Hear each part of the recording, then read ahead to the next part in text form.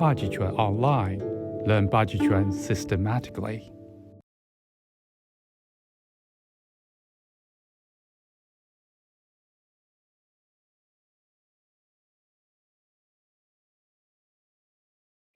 Hello everyone, welcome back to the channel. Today we're exploring a concept that's deeply rooted in Chinese tradition and very important in learning Chinese martial arts. It is called Wu Xing. There is no exact English equivalent for this word.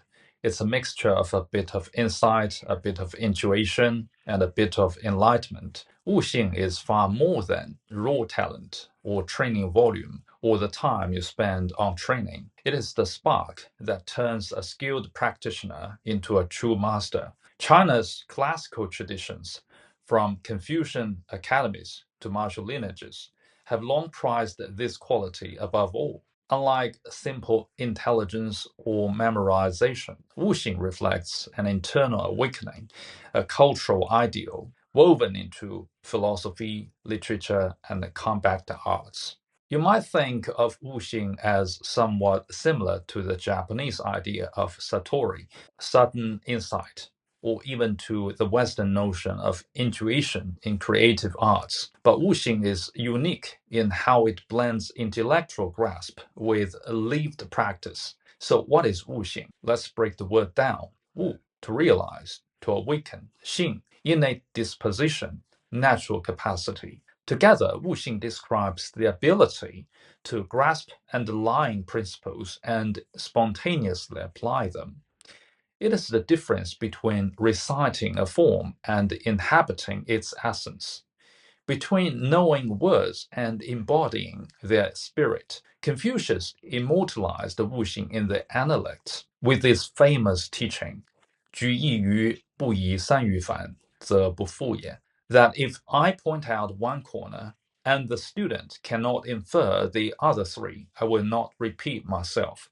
Here, Confucius asserts that true learning requires the power to generalize from a single example, to perceive three unseen corners from one visible edge. Without that inferential flash, instruction stops. That spark of understanding is Wuxing in action. One other example from the Analects. One day, Confucius' student Zigong asked him about how to behave in times of poverty and prosperity. Zigong said, "Is it acceptable to be poor without flattering others, and rich without being arrogant?" Confucius replied, "That's not bad. But better still is to find joy even in poverty, and to uphold ritual and respect when prosperous." Zigong then quoted a line from the Book of Odes, as if cutting and polishing jade, as if faceting and grinding a gem, and then asked the master, "Does this describe what you mean?" Confucius smiled and said, "Now you may discuss the Odes.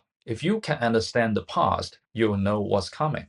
At first glance, this exchange might seem confusing. What does carving jade have to do with a discussion of poverty and wealth? And why did Confucius praise Zigong? The answer lies in the concept of wuxing, a kind of awakened insight. Confucius wasn't just talking about how to behave when poor or rich.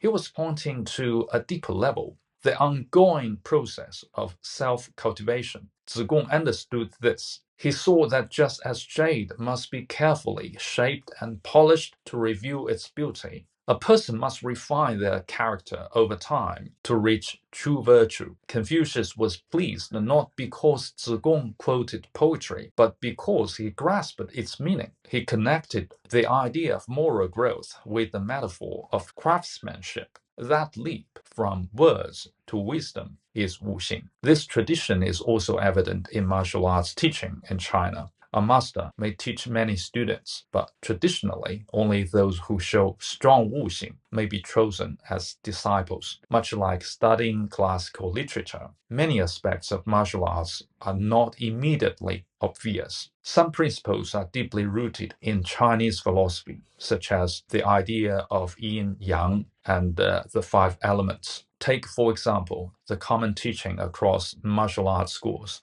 When practicing forms, one must sink the qi. But what exactly is qi? How does it sink? Does lowering your stance automatically make your qi sink? Even within China, practitioners themselves often debate or interpret qi differently. In Bajiquan, there's a basic move called the chengchui, a kind of explosive punch.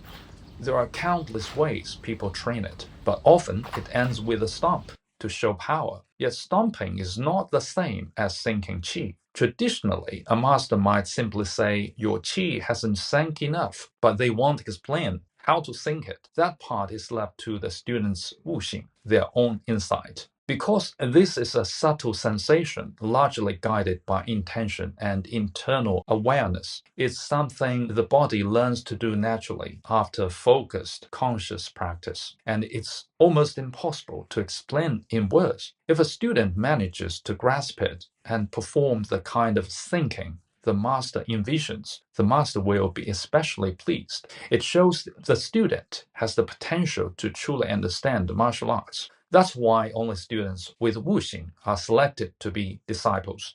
Is Wu Xing something you are born with, or can it be cultivated? Many people ask this question. While everyone's level of Wu Xing may differ, it can absolutely be developed through the right approach when learning Bajiquan. If we go beyond merely copying external moves and instead strive to understand the underlying principles, observing and adjusting our own technique, analyzing the gap between our actions and the demonstration, we begin to uncover new layers of understanding. This is Wu Xing. We shouldn't rigidly follow fixed examples of how a move is used. Instead, we need to think actively. How might this technique adapt to different combat scenarios? How should it be adjusted based on our own physical condition? This process of exploration and internal reflection is the essence of Wu Xing. As you begin to tailor techniques to real situations and your own body, your Wu Xing continues to grow. Wu Xing isn't just for martial arts or scholars. Think about learning a new skill today, like playing music, coding, or even cooking. At first, you copy steps, but mastery comes when you can improvise, adapt, and make the skill your own. That leap is modern Wu Xing. Different traditions highlight Wu Xing in their own ways. Confucianism sees it as moral learning, Taoism as alignment with natural flow, and in martial arts, it becomes embodied wisdom through practice. Wu Xing is cultivated through active thinking and intentional learning. So whether you are refining a punch or interpreting a poem, Wu Xing means thinking deeply, adjusting deliberately, and awakening insight from within. Thanks for watching. I hope starting from today, you will use your Wu Xing to learn Bajiquan differently. Don't just copy, understand. Don't just train, awaken. Make it yours.